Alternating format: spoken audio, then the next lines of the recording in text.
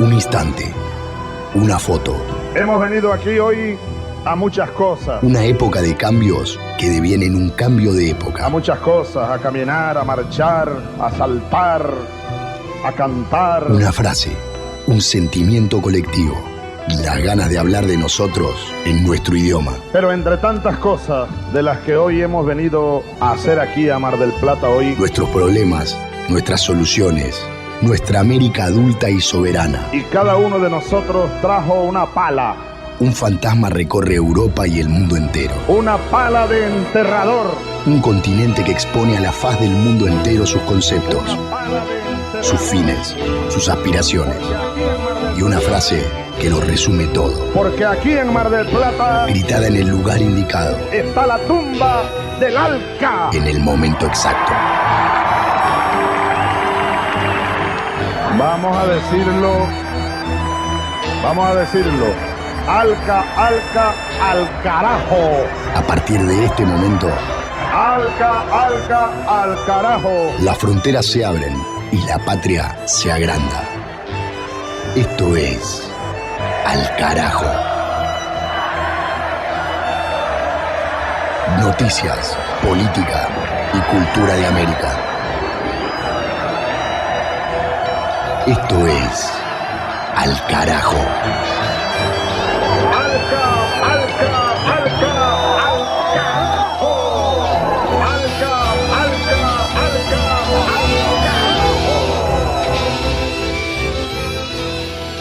¿Acaso el gesto que él hacía ahora no quedaría para siempre en el tiempo?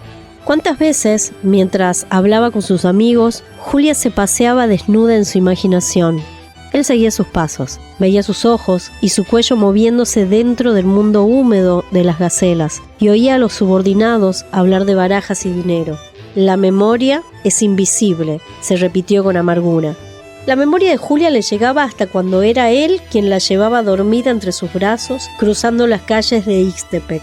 Era ese su dolor irremediable, no poder ver lo que vivía adentro de ella. Ahora mismo, mientras él sufría viendo los rayos secos del sol, ella jugaba con el agua, olvidada de Francisco Rosas, que sufría porque ella no olvidaba. Estaría bajo el agua recordando a otros baños y a otros hombres que la esperaban transidos. Se vio en muchos hombres, preguntándole sin esperanza de respuesta: ¿en qué piensas, mi amor?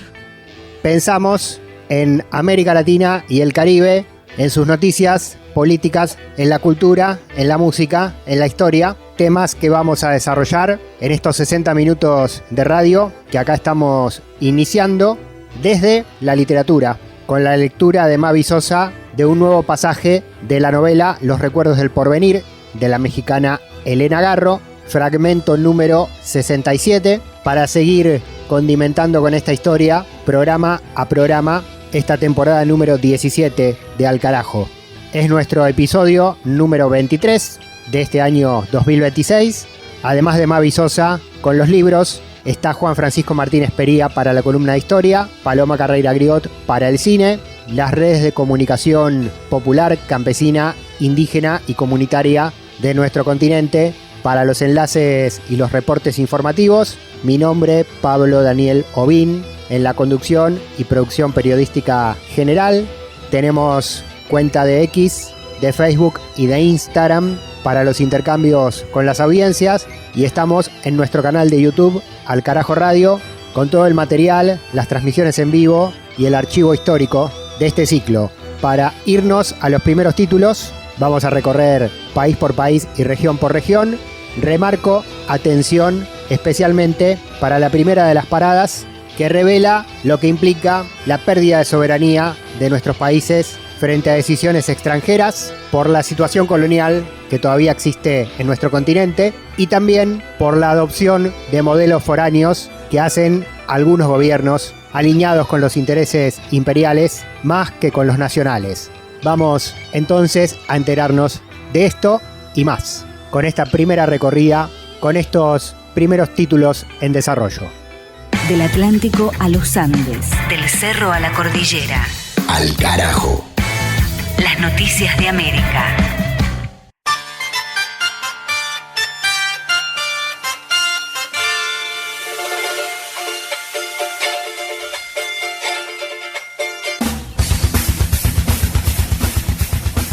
En Puerto Rico, el gobierno local reduce el presupuesto para acueductos en medio de una crisis en la provisión de agua potable a la población. La medida, impuesta por la Junta de Supervisión Fiscal, implementa un recorte de unos 30 millones de dólares a la Autoridad de Acueductos y Alcantarillados, organismo encargado de las obras hídricas. La decisión se produce en un momento en el cual dicha empresa estatal enfrenta problemas para proveer su servicio en diversos municipios de la zona metropolitana debido a múltiples roturas en instalaciones y el sistema de tuberías, incluido el superacueducto que conecta todo el norte del país, incluida San Juan, la capital.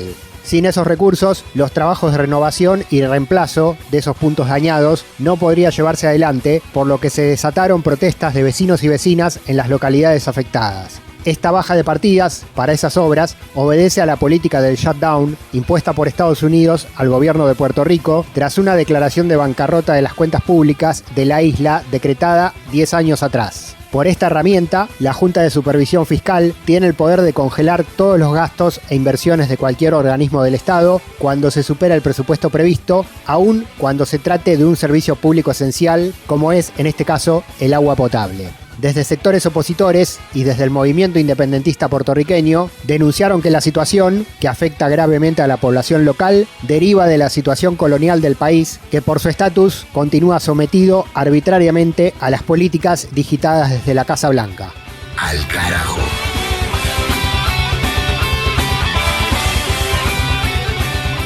En Honduras, rechazaron pedidos de detención contra el expresidente Juan Orlando Hernández en la causa que se instruye en su contra en el país. La solicitud había sido presentada por el Ministerio Público y por la Procuraduría General de la República, basándose en la gravedad del delito, las penas contempladas, el riesgo de fuga y la necesidad de evitar la obstaculización de la investigación en curso, dado el poder político que sigue teniendo el imputado. Sin embargo, el Tribunal de Criminalidad Organizada, Medio Ambiente y Corrupción, en el cual recayó el caso, tras la declaración de incompetencia del juez natural, dictó medidas cautelares distintas, por lo que el exmandatario podrá seguir el proceso en libertad. La resolución determina que Juan Orlando Hernández simplemente quedará bajo el cuidado y vigilancia de su equipo de defensa, el cual deberá presentar un informe semanal sobre su situación jurídica. Además, el juez ordenó la prohibición de salida del país, por lo que se notificó a la Dirección Nacional de Migración y Extranjería para garantizar el cumplimiento de la disposición. El juicio contra Hernández es por el caso Pandora 2, donde se investiga el desvío de fondos públicos hacia ONGs y movimientos vinculados a sus campañas electorales, hechos por los que enfrenta cargos de lavado de activos y fraude. Tras este rechazo al pedido de detención preventiva, los querellantes manifestaron su preocupación por la falta de firmeza de la justicia ante el acusado, que denuncian sigue siendo el hombre más poderoso de Honduras y además respaldado directamente por el presidente norteamericano Donald Trump. Al carajo.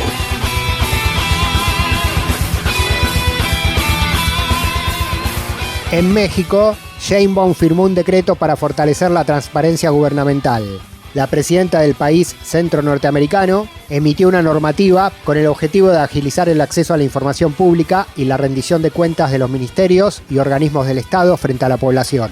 Entre otros puntos, se elimina la discrecionalidad de los funcionarios en la reserva de documentos, incluidos los contratos suscritos por empresas estatales, que pasarán a ser publicados cada mes y ya no trimestralmente como hasta ahora. Además, se dispone una simplificación de las 173 reservas de información para reducirlas solo a lo relacionado con la seguridad nacional y los asuntos bajo litigio.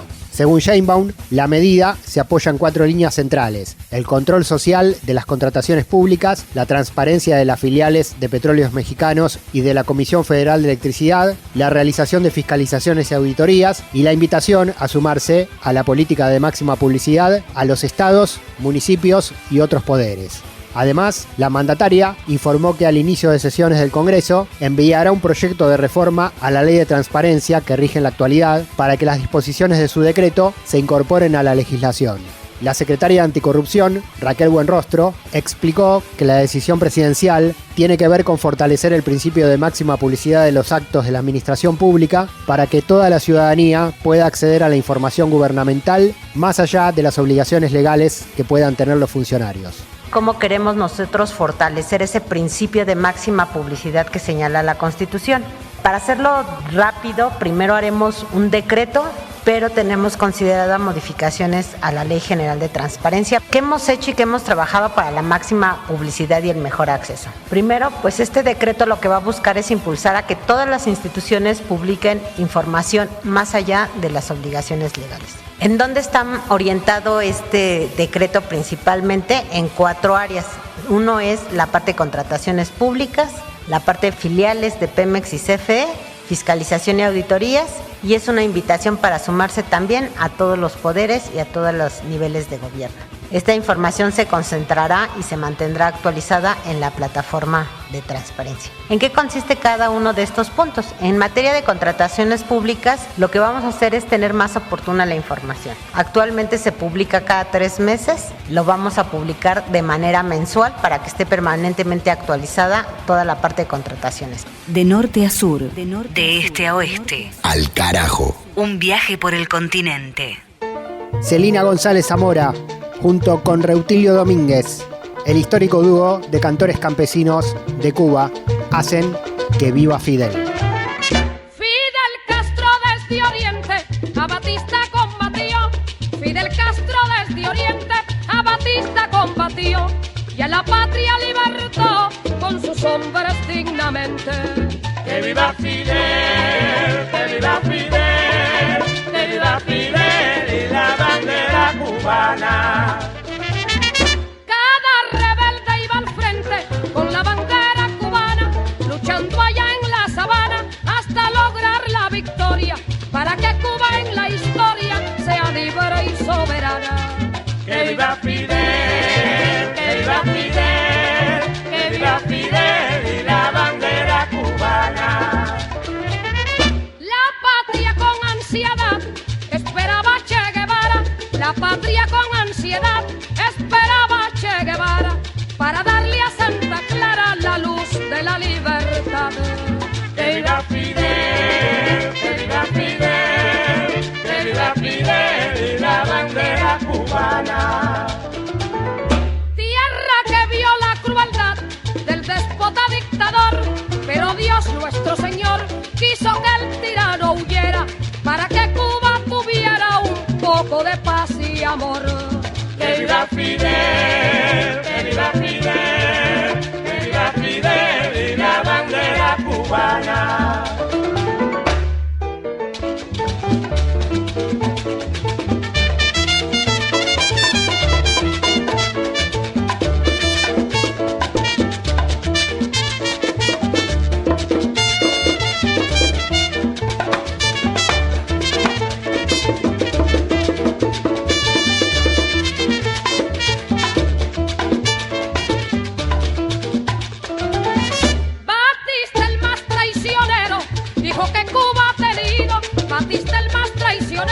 Hijo que Cuba ha tenido, huyó cobarde y vencido como rata al extranjero.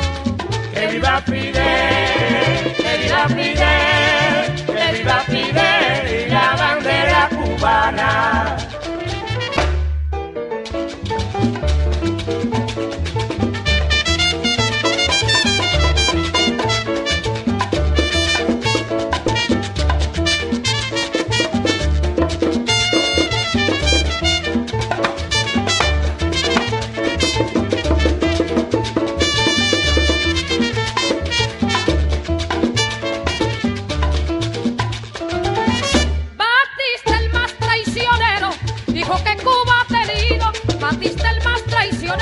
Hijo que Cuba ha tenido, huyó cobarde y vencido como rata al extranjero.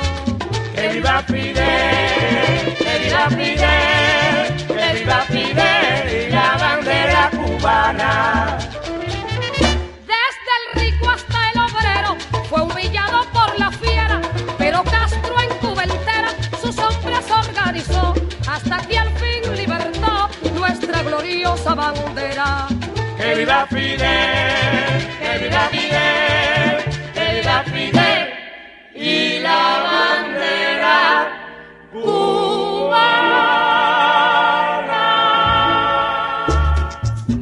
Este agosto es el mes del centenario del natalicio de Fidel Castro Ruz, el nombre emblemático de la Revolución Cubana y Latinoamericana, y hay que hacer historia política, cultural, simbólica y también actual de lo que representa su legado. Y lo hacemos con Juan Francisco Martínez Pería, historiador del Centro Cultural de la Cooperación de Buenos Aires, Argentina, y docente de la educación pública latinoamericana, el recuerdo y la vigencia del comandante.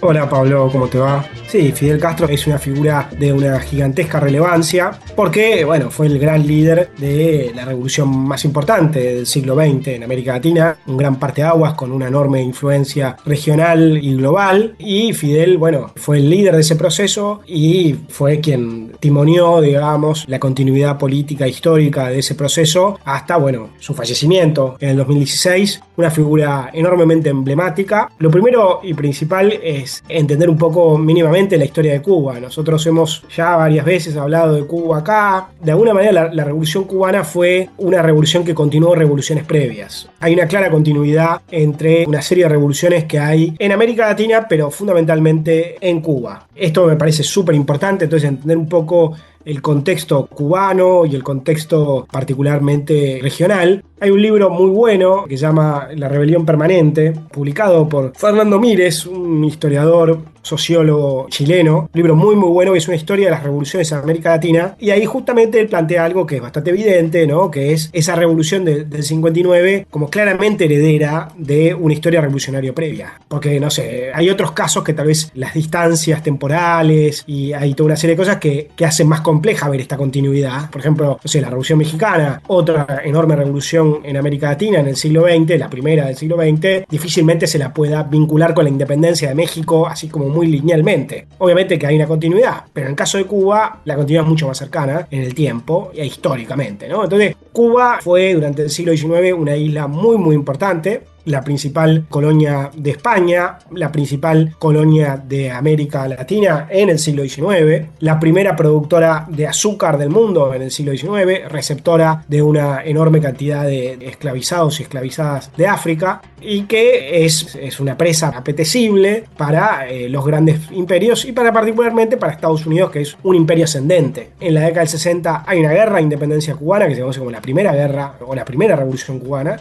Esa revolución dura 10 años, fracasa, y después hay una segunda revolución en 1895 que tiene como líder intelectual y político a José Martí, y esa revolución triunfa entre millones de comillas, digamos, porque lo que ocurre en 1898 es que Estados Unidos interviene, se queda con Puerto Rico, donde todavía están, se queda con Filipinas, se quedan con Guam, donde todavía están, y con Cuba se van, pero dejan todo amañado. Y ahí empieza la intervención ya muy directa de Estados Unidos en el Caribe, y particularmente esta lógica neocolonial en la República Cubana, ¿no? Entonces ahí hay algo muy importante que es una muy clara, muy notoria, más que incluso que en el resto de Hispanoamérica, continuidad colonial, con una base militar, que es la base de Guantánamo, que todavía existe, con una intervención directa de Estados Unidos en varias oportunidades, y con un neocolonialismo económico explícito. Esto es importante porque nos habla de la particularidad de la historia cubana, y también nos habla, obviamente nos explica las tensiones históricas entre Cuba y Estados Unidos. Si alguien piensa que las tensiones históricas o las tensiones actuales entre Cuba y Estados Unidos son de hace 5 minutos, se equivoca. Hay 200 años donde Estados Unidos se quiso apropiar de Cuba, ¿no? Intentó comprarla, intentó ocuparla. Entonces, cuando se va, Estados Unidos deja la base militar, deja un ejército amañado, deja algo muy famoso que es la enmienda Platt, una enmienda constitucional que dice que Estados Unidos puede intervenir cuando haya un conflicto político, o sea, básicamente cuando quieran. Y lo más importante es que controla la economía de la isla. Eso empieza a hacer agua en la década del 20, y en la década del 30 estalla una revolución, ¿no? Pensemos algo muy importante, que es la influencia de múltiples factores que ocurren en la década del 20, ¿no? La década del 10 y la década del 20, toda la crisis de la Primera Guerra Mundial, ¿no? El impacto de la Revolución Rusa, pensemos también el impacto de la Revolución Mexicana, y pensemos también la reforma universitaria. Esto hemos hablado alguna vez en este programa. La reforma universitaria fue un movimiento antiimperialista, latinoamericanista, de alguna manera continuadora de los grandes ideales de José Martí, ¿no? Que José Martí era un gran antiimperialista, latinoamericanista, y termina siendo asesinado el 19 de abril de 1895. Entonces ahí hay un crisol de cosas, ¿no? Digo, muy importante, que deriva finalmente en una revolución en 1933 en contra de un dictador que era Gerardo Machado. En Cuba no había una verdadera república democrática, había verdaderamente una república oligárquica, república, ¿no? Y esa república oligárquica termina en una dictadura, que es la de Gerardo Machado, que tenía el apoyo de Estados Unidos. Bueno, hay una revolución en 1933 que es el antecedente. Como nosotros tenemos la revolución del 68, la revolución del 95, las dos quedan truncas, y ahora viene una nueva revolución que también va a quedar trunca. Acá hay un aprendizaje de parte de los revolucionarios del 59,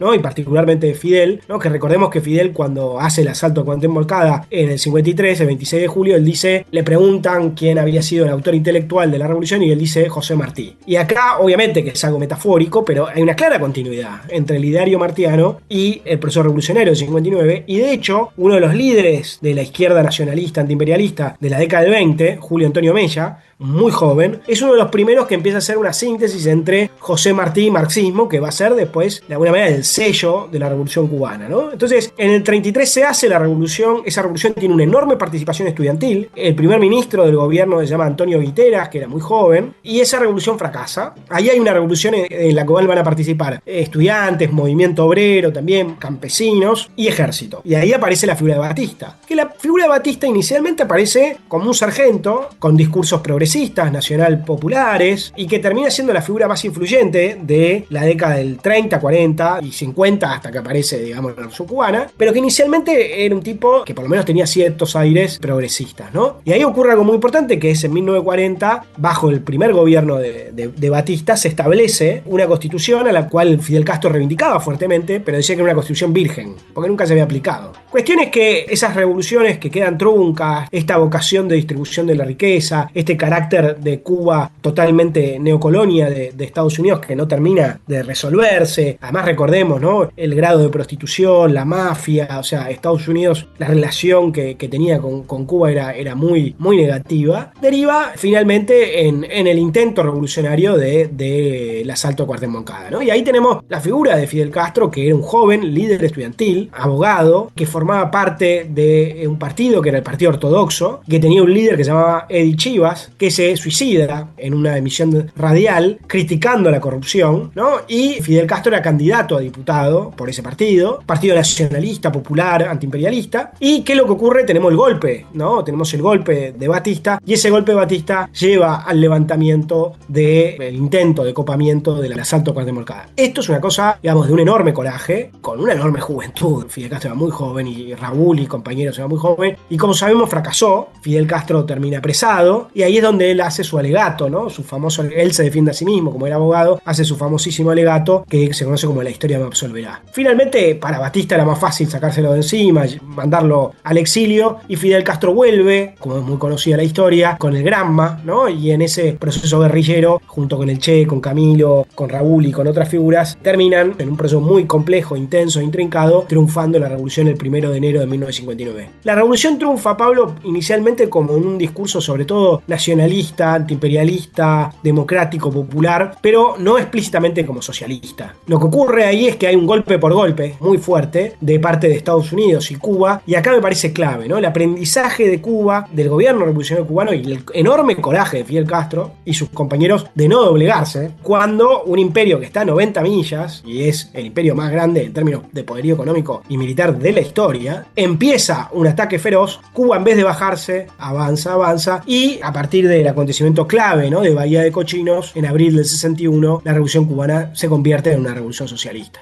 El liderazgo de Fidel, para hacer como una suerte de resumen de un par de cosas, me parece fundamental varias cuestiones, ¿no? Primero y principal, este coraje, este compromiso. Fidel Castro como una figura de una formación muy integral. En otro momento o en otra columna yo he hablado de esto, ¿no? De los líderes del siglo XIX como líderes con una formación intelectual, política, cultural, militar muy amplia. Léase Belgrano, Mariano Moreno, Bolívar sobre todo. Y eso no era tan común en el siglo XX. Y figuras como Fidel y figuras como el Che son figuras de una integralidad. Fidel Castro se destacó como un líder militar revolucionario, como un líder político, y además como una figura intelectual muy respetada por grandes intelectuales que tuvieron una enorme admiración por su figura y un gran coraje, ¿no? Y acá algo fundamental es la revolución cubana y el liderazgo de Fidel Castro en su contexto. Me parece que hay que anotar 4 o 5 cosas fundamentales. La primera, esto que yo te decía, el coraje revolucionario, la voluntad revolucionaria, ¿no? El famoso eslogan de el deber de todo revolucionario es hacer la revolución. Segundo, la inmediatez o la posibilidad, mejor dicho, del socialismo. En América Latina el socialismo era visto como un horizonte lejano. Fidel Castro pensaba el socialismo y el Che como algo posible, como algo actual, como algo alcanzable, ¿no? El socialismo como un socialismo humanista, un socialismo antiimperialista, un socialismo latinoamericanista. Y la otra cosa clave, dos cuestiones clave fundamentales, es justamente la vocación de la Revolución Cubana de tener una gran influencia latinoamericana, ¿no? De buscar una revolución latinoamericana. Cuba se podría haber quedado ahí, pero Fidel Castro impulsó, digamos, múltiples movimientos de diferente tipo, más si se quiere, más en vía democrática como la de Allende, o generalmente más revolucionarios y más guerrilleros, pero con una fuerte vocación latinoamericanista y de unidad latinoamericana. Y la otra cosa, el tercermundismo, ¿no? Me parece sumamente importante, ¿no? El rol de Cuba en África, en Asia, sobre todo en Angola, la influencia que tuvo en Namibia, todo eso es sumamente importante. Y la Revolución Cubana, bajo el liderazgo de Fidel Castro, construyó un socialismo muy original, habilitó un momento de lo que se conoció como Nueva Izquierda, habilitó un momento, un parteaguas en la historia latinoamericana. La década del 60 y 70 no se puede entender sin el gobierno revolucionario de Fidel Castro. Habilitó, como te decía, toda una nueva etapa. Y lo que me parece muy importante es que justamente a pesar de que Cuba y a pesar de que Fidel terminó construyendo una alianza que podemos pensar compleja, ¿no? Con la Unión Soviética, que de alguna manera terminó dependiendo en términos económicos de la Unión Soviética por el bloqueo, ¿no? Por el bloqueo de Estados Unidos, por la expulsión de Cuba de la OEA y por toda la política imperialista de Estados Unidos. Cuba lamentablemente se vio sujeta, digamos, a esta relación económica con la Unión Soviética, pero lo cierto es que la Revolución Cubana siempre mantuvo una autonomía bastante importante, que Fidel Castro mantuvo una autonomía muy destacada y que dejó una impronta propia, un legado propio. Y eso explica por qué cuando la Unión Soviética se vino abajo, cuando el socialismo real en los países orientales de Europa Oriental estallaron por los aires, eso no pasó en Cuba, ¿no? Y digo, más allá de las limitaciones, las tensiones, los conflictos, las problemáticas que son múltiples y el propio gobierno lo admite, Cuba ha resistido un bloqueo que yo no sé cuántos otros países podrían haber soportado. Fidel Castro soportó un montón, soportó primero un montón de atentados contra su propia vida, ¿no? De los cuales más de cientos y cientos que no la CIA lo quiso matar y no pudo, y sobrevivió a momentos muy muy complejos con un coraje y con una capacidad política e intelectual enorme. Y yo creo, como te decía antes, que es un legado gigantesco el que deja, y que Fidel Castro, bueno, al vivir tanto un periodo muy largo de su vida, influyó mucho, ¿no? En el giro progresista y dejó también un heredero muy importante que obviamente fue Hugo Chávez, ¿no? Yo creo que lo que hay que recuperar, más allá de lo que ocurrió históricamente, ¿no? Digo, para el futuro y para el presente, lo que nosotros tenemos que recuperar de figuras como Fidel, algo que subrayé varias veces, que es el coraje, ¿no? Que es animarse, tener la voluntad. Uno de los grandes problemas que hubo en algún momento del ciclo progresista en América Latina, o nacional y popular, o como lo queramos llamar, fue la falta de coraje, ¿no? En la medida que las derechas avanzan, ¿no? Muy explícitamente, lo que hay es retroceso. Pero digo, más allá de esos casos muy extremos, si se quiere, el compromiso, el coraje. Segundo, la originalidad, como decía Simón Rodríguez, inventamos o erramos. Fidel inventó una nueva forma de hacer una revolución, inventó recuperando, ¿no? La invención no de cero, sino de la recuperación. La Revolución Cubana construyó un socialismo nuevo, no de cero, pero tomando las tradiciones populares y las tradiciones políticas cubanas, construyó un socialismo, así como después Chávez intentó inventar un socialismo del siglo XXI. Entonces me parece que el coraje, la invención es fundamental. Y después también algo clave, que es la unidad de América Latina y la unidad de los pueblos del sur. Recordemos algo clave, Pablo: la izquierda latinoamericana, hegemónica o más influyente durante los años previos a la Revolución Cubana, era una izquierda fundamentalmente eurocéntrica, bastante desvinculada de las preocupaciones de nuestra región y del latinoamericanismo y mucho más de Asia y África. Había algunas excepciones, obviamente, y había figuras que venían abogando por posturas latinoamericanistas, antiimperialistas y tercermundistas, pero la Revolución Cubana y el liderazgo del Che y de Fidel marcan ahí una nueva forma de pensar, ¿no? Y eso me parece clave. Nosotros no podemos pensar, y lo hemos insistido, bueno, el propio programa se llama El Carajo, obviamente, pero una y otra vez hemos martillado con la insistencia de la importancia de pensar en una clave regional, de pensar en una clave latinoamericana y no estar queriendo ver, copiando o leyendo infinitamente autores europeos que poco y nada nos pueden decir sobre nuestra propia realidad, ¿no? La década del 60 y 70, en términos culturales, fue un gran despertar latinoamericanista, ¿no? Por primera vez en la historia de nuestra región, la capital cultural de nuestra región, en términos simbólicos, ¿no?, estuvo en nuestra región. Siempre los intelectuales miraban a París, a Londres, a Nueva York, en menor medida a Madrid, a Barcelona. Bueno, eso se rompió. Y de ahí Casa a las Américas, todo eso tuvo una influencia muy grande. Entonces, mirarnos a nosotros mismos, pensarnos a nosotros mismos y construir, digamos, un pensamiento crítico de nuestra región es un legado enorme que nos deja la Revolución Cubana y Fidel Castro. Obviamente que una revolución como la cubana no va a volver a ocurrir, digamos, son otros los momentos, son otras las etapas. Hay mucho de lo que se planteaba en ese momento que era lógico para ese momento, que hoy ya no lo es, pero sí estas mínimas ideas, ¿no? Que no son mínimas, de coraje, de invención, de originalidad, de pensar con la rodilla en tierra, ¿no? Como también diría Chávez, me parece fundamental.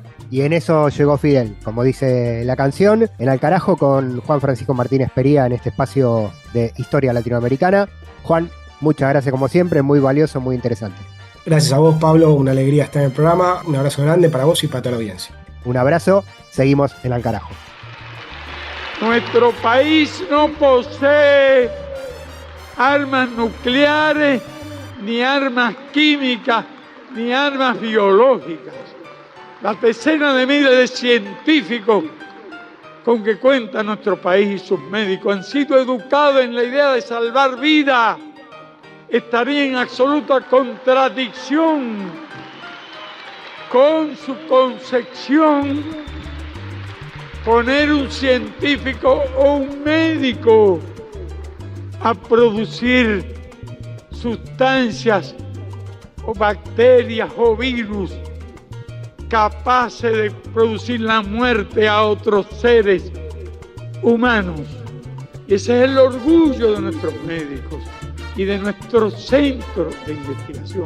Decenas de miles de médicos cubanos han prestado servicio internacionalista en los lugares más apartados e inhóspitos. Un día dije que nosotros no podíamos ni enviaríamos nunca realizaríamos ataques preventivos y sorpresivos contra ningún oscuro rincón del mundo, pero que en cambio nuestro país era capaz de enviar los médicos que se necesiten a los más oscuros rincones del mundo. Médicos y no bombas, médicos y no armas inteligentes de certera puntería.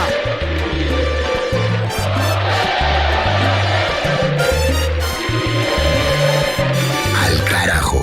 Una crónica de la región.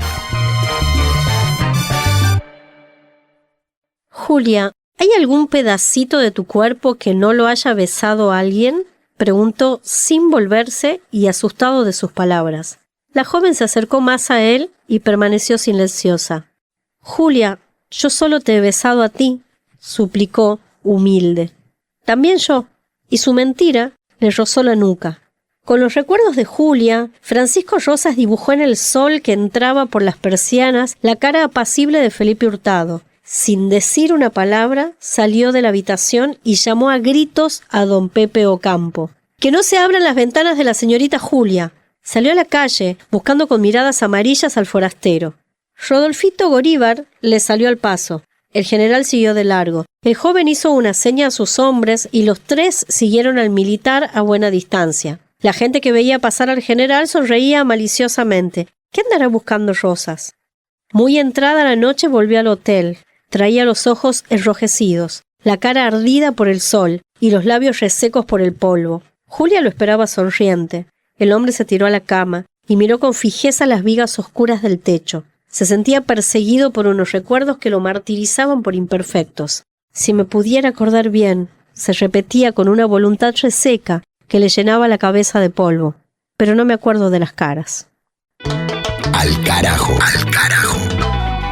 Identidad, música y cultura de América Rebelde.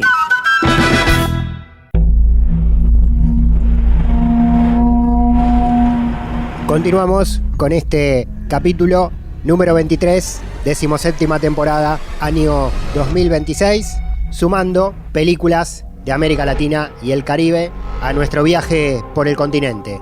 Presenta la recomendada en este episodio, Paloma Carreira Griot. Hola Palis. Hola Pablo, hola a todas las audiencias de Al Carajo. Nos vamos con el cine para México, con el drama un actor malo. ¿Qué quieres hacer? No sé. Yo sí sé qué quieres hacer.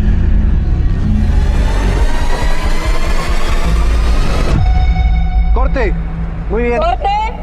Esta película del año 2023, dirigida por Jorge Cucci, es una película que, si bien es una ficción cruda, busca llevar a la luz un tema que desde hace muchos años sucede en la industria del cine, que son los abusos, no solo de poder, sino que también físicos, además de generar una fuerte crítica al sistema que protege a los agresores sexuales. Claudia y Diego están acostados en la cama, callados, mirándose. Entonces suena su celular, Claudia ve la pantalla. Es tu papá. Escena 12A, toma 1. Marca. ¡Acción! En la película nos encontraremos a dos actores, Daniel y Sandra, que están grabando una película y en una escena que parece normal para ellos de intimidad sexual, de repente la escena sale mal porque Sandra no puede seguir actuando, de repente se rompe a llorar y pide ayuda. Y ya, Claudia y Diego tienen sexo duro contra el muro, macizo contra el piso, impresionantísimos. Deberían hacerlo de verdad. ¿Estás bien? Aquí le pide ayuda a dos mujeres, a Regina, la asistente de dirección, y a Ximena, la vestuarista, a quienes en privado les cuenta que Daniel la violó durante la toma y que también va a denunciarlo. Tengo un problema aquí en mi filmación. Ok, ¿un problema legal? Daniel me violó. ¿Cómo que se violó? Creo que no, güey, ¿cómo crees? Ay, ¿por qué no gritaste? Necesito un abogado.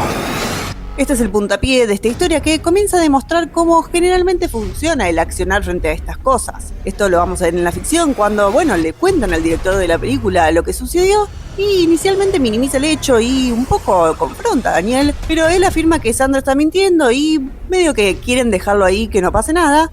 Sandra sigue muy firmemente en que quiere llamar a un abogado, pero la cuestionan todo el tiempo de por qué no gritó, por qué no se defendió, por qué no dijo nada, por qué en el momento que sucedió no paró todo y explicó lo que estaba sucediendo. Me está acusando de violación. Voy a denunciar. Yo creo que está buscando dinero. Dime la verdad, Daniel. ¿Tú violaste a esta niña? No, yo no la violé. Así vamos a ir viendo cómo continúa esta historia frente a una Sandra que sigue firme en denunciar lo que pasa, pero desde afuera van a estar todas las dudas y los cuestionamientos. ¿Quién te violó?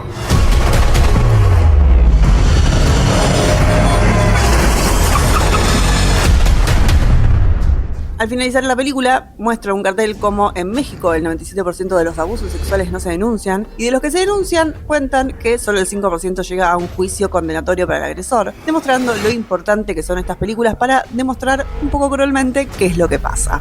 ¿Tú sí le crees? Sí le creo.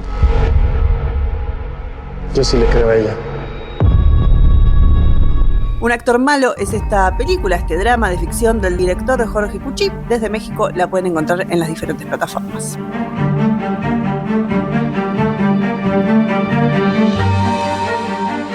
Paloma Carreira Griot y el cine latinoamericano.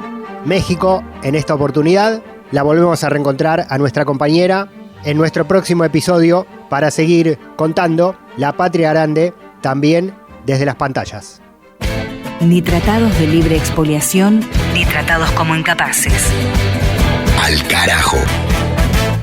Seguimos recorriendo el continente, ahora de vuelta a las noticias políticas. En Perú ya empezó el gobierno de Keiko Fujimori, después de su toma de posesión del pasado 28 de julio. Son los primeros pasos con anuncio de militarización de las regiones en términos de seguridad, sin demasiados anuncios económicos en términos de la situación social, conformación del Congreso, autoridades de la Cámara de Senadores y de la Cámara de Diputados, el informe en Al Carajo desde Radio Yarabí de Arequipa, el cronista Andrés Javier Mamani en Perú. Se ha elegido la mesa directiva de la Cámara de Diputados, donde 4 partidos se aliaron para formar la presidencia de esta Cámara. El señor Óscar de Jesús Reto Otero, del Partido de Buen Gobierno, quien ganó con 74 votos de 130 diputados, será el presidente de esta Cámara. Y en la Cámara de Senadores ganó el Partido de Gobierno. Allí habían empate, 30-30. Hubo un voto viciado. Eso ha hecho ganar al señor Miguel Torres del Partido del Gobierno. Otra observación. Ha salido la protesta de los periodistas de la capital de la República. Estas elecciones en el Congreso se hicieron sin presencia de la prensa. La Constitución y las leyes dicen que estas elecciones del Congreso son actos públicos, pero ni un periodista estuvo presente para informar todo lo sucedido. La senadora Mirta Vázquez ha dicho que estos actos del Congreso nos hacen recordar las acciones del gobierno de Alberto Fujimori, hacer el trabajo sin prensa. Así comienza el transfugismo, donde se compran votos y congresistas para ganar las elecciones. El gobierno va armando el equipo ministerial. El presidente del Consejo de Ministros sería Luis Galarreta, quien ha sido parlamentario en 3 periodos y fue elegido en esta vez como parlamentario andino. En un sondeo realizado por Radio Yarabí, ante la pregunta ¿qué esperan del mensaje del presidente Keiko Fujimori, la hija del dictador Alberto Fujimori, quien gobernó el país desde 1990 al 2000, fue censurado por graves actos de corrupción y violaciones de derechos humanos en su periodo? La población de Arequipa ha dicho: seguridad ciudadana, lucha contra la corrupción, atención al fenómeno del Niño, destrabar todas las obras paralizadas y el respeto a los derechos humanos. Desde Arequipa, Radio Yarabí informó Andrés Javier Mamani. Al carajo. Una crónica de la región. Siguiente escala, Costa Rica.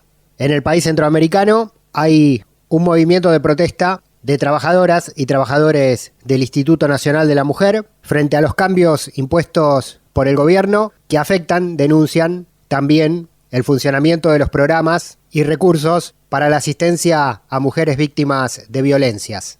Informa Génesis R. Cruz del colectivo Voces Nuestras de San José de Costa Rica. La reorganización interna del Instituto Nacional de las Mujeres, INAMU, en Costa Rica ha generado gran controversia. Diversas organizaciones feministas y sociales solicitaron la suspensión de dicha reorganización, argumentando que ese proceso carece de transparencia y debilita la función rectora. La Asamblea de Personas Trabajadoras del INAMU y la seccional Unión Nacional de Trabajadores, INAMU, denuncian presuntas irregularidades en el proceso, afectaciones a los derechos laborales y advierten que los cambios podrían debilitar la atención especializada que brinda la institución a cientos de mujeres en situación de violencia y vulnerabilidad. Según señalan, las reasignaciones de puestos y cambios en la estructura institucional se realizaron sin suficiente información, participación ni claridad sobre los criterios utilizados.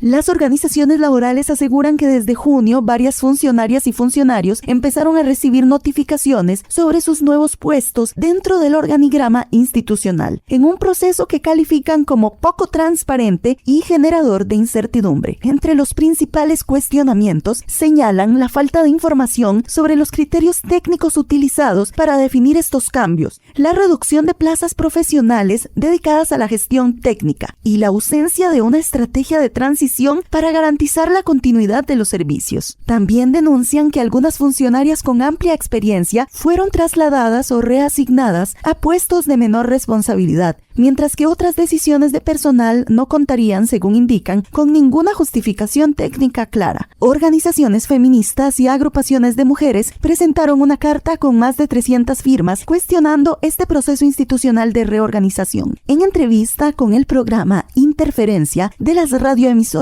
de la Universidad de Costa Rica, Teresita Ramelini, psicóloga feminista y catedrática de la Universidad de Costa Rica, y Ana Felicia Torres, antropóloga y teóloga feminista, explicaron por qué este proceso está debilitando en realidad a la institución. Es que este proceso que están llevando a cabo vulnera los derechos laborales de las funcionarias o de las personas funcionarias, carece de criterios técnicos transparentes, resulta contrario desde nuestra perspectiva a la esencia y al mandato institucional del INAMU, y también debilita la capacidad del INAMU para cumplir con los fines para los cuales fue creado. Se debilita la rectoría de la institución en materia de políticas públicas para las mujeres. Y se dirige la institución a algo que nosotras ya habíamos señalado, se lo hemos planteado a las autoridades institucionales, que es circunscribir la rectoría de la institución en el campo de los servicios para las mujeres. Eso es un cambio muy profundo, porque la rectoría en materia de política pública implica que la institución tuviera una capacidad política de incidencia en las instituciones del Estado para que las instituciones ejecuten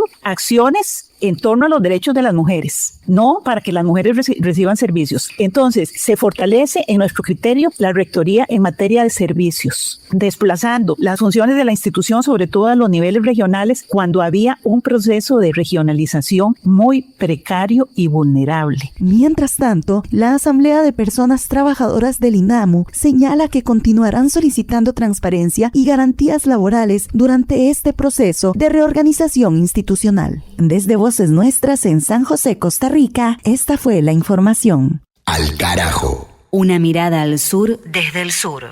Por último, Ecuador, donde siguen los reclamos contra el gobierno y contra el Consejo Nacional Electoral por las trabas en el avance del proceso para convocar a un referéndum revocatorio del mandato del presidente derechista Daniel Noboa. Informe de la Red Corape, la coordinadora de radios populares y comunitarias del Ecuador.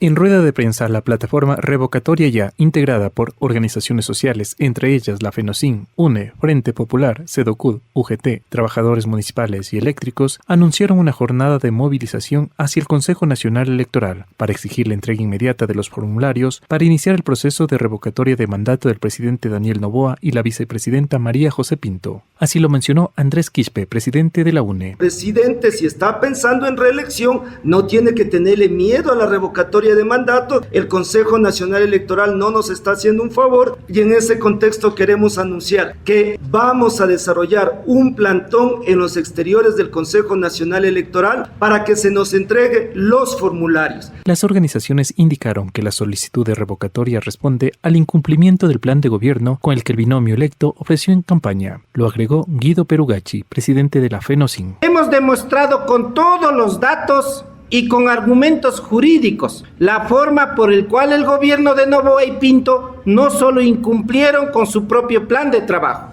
sino también con el Plan Nacional de Desarrollo y también incumplieron a la Constitución y la ley. José Villavicencio de la UGT precisa que esta acción en ningún momento busca desestabilizar al gobierno, sino que responde a un clamor ciudadano y que se garantiza dentro de la Constitución. ¿Cuál es el miedo a que el pueblo ecuatoriano decida sobre el tema de la revocatoria? Que el pueblo ecuatoriano decida si es que usted termina su mandato o se va a su casa. Gabriel García, vicepresidente de la CEDOCUD, sostiene que el gobierno en este tiempo en funciones solo ha respondido a las exigencias de organismos internacionales. Y pedimos igual al resto de la ciudadanía que tome conciencia sobre un proceso legítimo y democrático.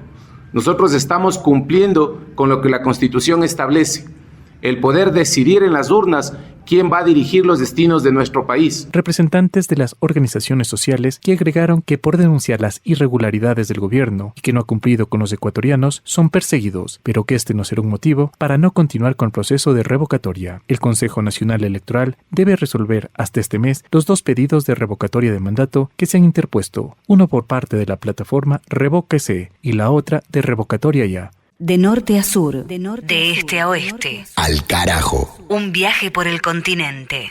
Los colectivos de comunicación comunitaria, popular y campesina de América Latina, que formaron parte de este último bloque de títulos en voz propia desde los territorios, la Red Corape de Ecuador, el colectivo Voces Nuestras de San José de Costa Rica y Radio Yaraví de Arequipa en Perú. Testimonios y noticias en la voz de sus protagonistas y desde cada uno de los lugares de los sucesos, en este capítulo 23 de Al Carajo Radio, que vamos a completar con un paso más que nos lleva de vuelta a la literatura.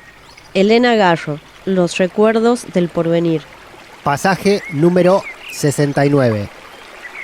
Por la mañana las criadas llevaron la noticia. En el mangar de las trancas de Cocula había 5 hombres colgados, y entre ellos estaba Ignacio, el hermano de Agustina la panadera. La mujer andaba gestionando que le permitieran bajar el cuerpo de su hermano y todos nos habíamos quedado sin bizcochos. Pobres hombres tal vez no quisieron entregar sus tierras, explicó doña Matilde al extranjero sin querer decir lo que pensaba. Esta vez se trataba de culpar a uno de sus amigos y la señora prefería guardar silencio, estaba avergonzada. Felipe Hurtado no supo qué decir. Desde su llegada era la primera vez que había muertos en Ixtepec. Miró la mesa tendida para el desayuno, se sirvió una taza de café caliente y trató de sonreír. La señora no hizo más comentarios. Es Julia. Ella tiene la culpa de todo lo que nos pasa. ¿Hasta cuándo se saciará esta mujer? Pues no desayuno, gritó doña Elvira y empujó con violencia la cafetera que Inés acababa de poner sobre la mesa. Conchita se sirvió su café y miró de frente a su madre. ¿Cómo podía enojarse porque no había bizcochos cuando el pobre Ignacio estaba colgado al sol, muerto y tristísimo, después de haber pasado una vida aún más triste? Desde niña lo había visto atravesar el pueblo descalzo y vestido con sus ropas de manta viejas y remendadas. ¿Cuántas veces le había hablado? Le pareció oír su voz. «Buenos días, niña Conchita», y sintió que iba a llorar. «Si lloras, yo también lloro», amenazó doña Elvira, adivinando las lágrimas ocultas de su hija, y con disimulo se sirvió una taza de café y la bebió despacio, perdida en los pensamientos que por primera vez la asaltaban. Pobre Ignacio, pobres indios, tal vez no son tan malos como creemos. Y la madre y la hija quedaron frente a frente, sin saber qué decirse. Las esperaba un día largo y pesado, uno de esos días tan frecuentes en Ixtepec, poblados de muerte y de augurios siniestros. Aquí se queda la clara, la entrañable transparencia de tu querida presencia, comandante Che Guevara. Continuará en los próximos programas nuestro viaje por este libro elegido para esta temporada 2026, Los recuerdos del porvenir, aventura, romance y drama histórico en el México de la Revolución, lectura de Mavi Sosa en Al Carajo Radio. Como siempre, volvemos a agradecer a las radios comunitarias, populares, campesinas, universitarias y públicas de los distintos países de América Latina, en doble vía, a quienes retransmiten este programa durante la semana y el fin de semana, cada radio en el horario correspondiente a su grilla de programación, y a las que participan con sus informes en voz propia, con la información desde los territorios. Nuestro equipo se completa con Paloma Carreira Griot en la columna de cine, Juan Francisco Martínez Pería en la columna de historia, y quien habla al micrófono, Pablo Daniel Ovín, en la producción periodística y en la conducción. Final del episodio número 23, temporada 17ª, ya transitando el mes de agosto y la segunda parte de este año. Nos encontramos para el próximo capítulo, a la brevedad, en el aire de las radios del continente, en las redes sociales y en las plataformas, canal de YouTube Al Carajo Radio, desde donde hacemos también las emisiones en vivo. Esto fue todo por esta vez. Nos reencontramos a la brevedad. Gracias y viva América Latina unida. Alca, alca, alca. Con soles de primavera, para plantar la bandera. Con la luz de tu sonrisa, tu amor revolucionario te conduce a nueva empresa, donde espera la firmeza de tu brazo libertario. Aquí se queda la clara, la entrañable transparencia de tu querida presencia, comandante Che Guevara, de tu querida presencia, comandante Che Guevara. Alca, alca, alca, alca.